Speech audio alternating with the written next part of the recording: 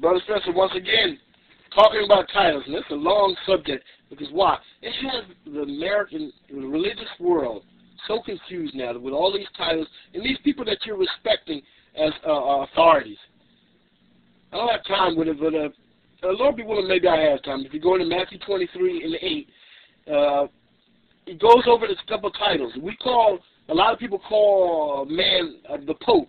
Pope means father. Now, if you read in there,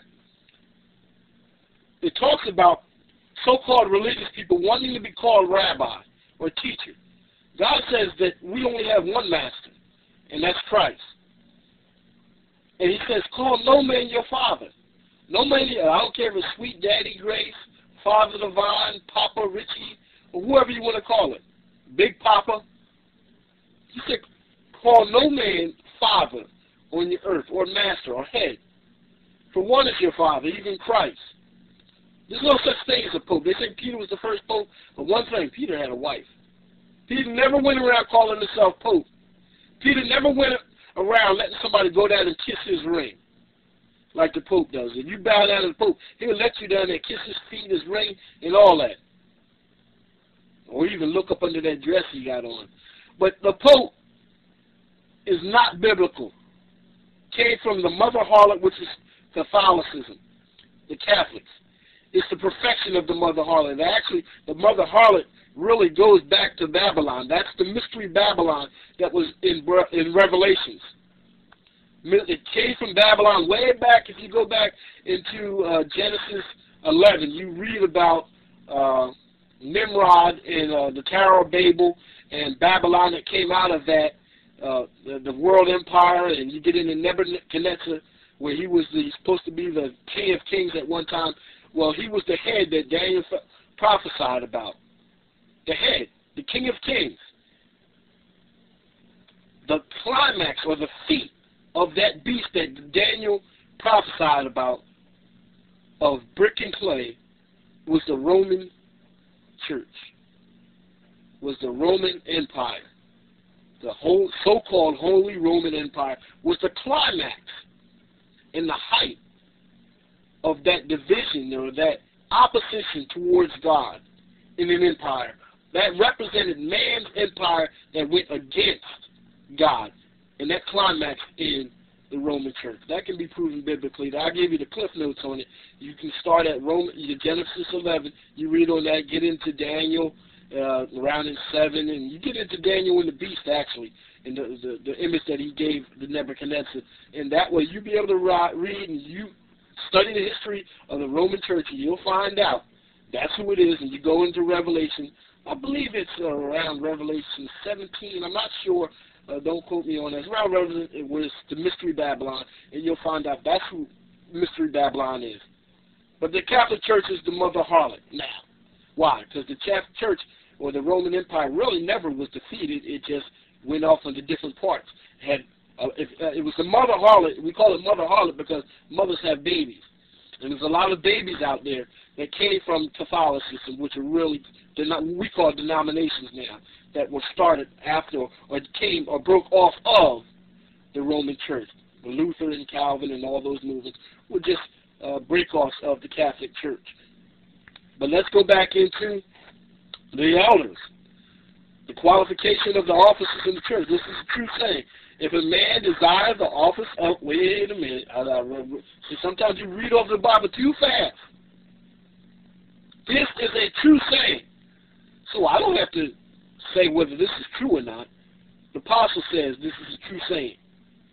If a man, don't sound like a woman can be that, does it? So if you got a woman bishop out there, you better watch it. If you got a woman pastor, remember I said a pastor has to meet the same qualifications as a bishop. He's an elder. A pastor's an elder. Elders have to meet these qualifications. Evangelists have to meet these qualifications. Have to be able to teach. Have to meet these qualifications. So don't sound like a woman can do this, because it says here, if a man desire the office of a bishop, he desires for good work. Look, being a bishop is a work. It's not something that you take upon yourself for honor in glory, and to be seen, and to buy a Cadillac or to have a ring, to pay your kids' college tuitions. It is a work, but it's a good work, God said. Just like the woman that was cleaning Jesus' feet with her hair in the alabaster jar. Said, so this woman did a good work. This job of a bishop or an elder is a good work. It's good to describe. It's good that a man can be in a position where he can take this title, not title, but this office. A bishop then must be blameless. It doesn't mean perfect, but nobody can bring a charge on him. Nobody can say, well, I seen him in the bar with another woman, or I seen him, he got 5 different children or 10 different wives, or I may put that backwards. He got 5 different children with 5 different wives. You can't put that charge on him. He got a divorce and he married again. You can't put that charge on him. This guy is blameless in and outside of the church. He's got to have that good report. The husband, oh, wait a minute. The husband of one wife. Now, can a woman be the husband of one wife? That's another lesson. But a woman can't be a bishop. A woman can't be a pastor. A woman can't be an evangelist. A woman can't be an elder. There's other scriptures to prove that. And write in. Give me a call if you want to. 267-312-0184. Email me. I'm very open. I'm very visible and out and open with my messages. I'd love to come and talk to you. 267-312-0184. I'd love to conversate about this. A woman can't be these titles. Let's read on. A bishop then must be blameless, the husband of one wife, vigilant, be able to look out to see possible threats to his congregation, to see skirmishes, to see people falling back into sin. He must be vigilant, see all kind of external factors that might affect the Church of Christ. Sober. Now, this sober doesn't actually mean in the drunken sense, but it does. That's it. If you narrow it down, if you're just talking about being drunken, but sober means of a good, sound mind. He's not going to take anything to offset his mind. So to be sober, even look, if you're in a stupor stage just from being too tired to sleep, that's not being sober. If you're tired all the time and you overwork, you're working double shifts and all that, and you come in and you want to be a bishop, no. Being sober means of a right mind, right and ready mind. And that includes not drinking too and getting drunk.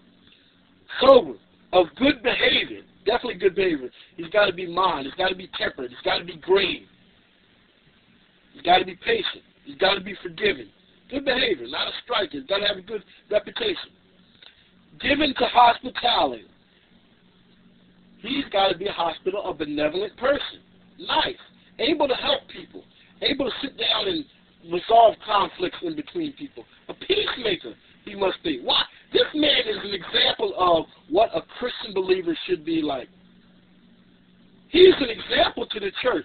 That's why he's out there. That's why a bishop must meet all these qualifications. This is what God desires, and it can be done. There are men that can fit this criteria and do fit this criteria, or God wouldn't have put it there. Now, it doesn't mean he's perfect. All sin.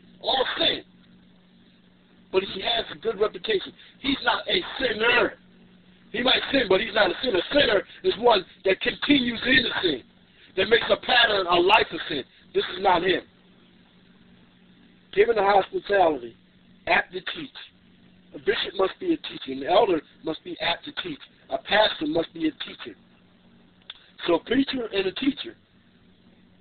Now, a preacher isn't a teacher, but a preacher must be able to teach. If you get that. See, a teacher doesn't have to be a preacher, but a preacher must be able to teach. See, and when you're preaching, you're preaching and teaching. People like to separate, I'm preaching now. Or some of them say, let me just teach you now. See, they get confused because they don't even understand what that means. I'm going to close it off right there. Your brother Spencer once again with another message. I'm going to have to continue this on. It's going to have to be a long series. God bless you. I hope you're enjoying this, and I hope you're getting some knowledge out of this study to show yourself approved.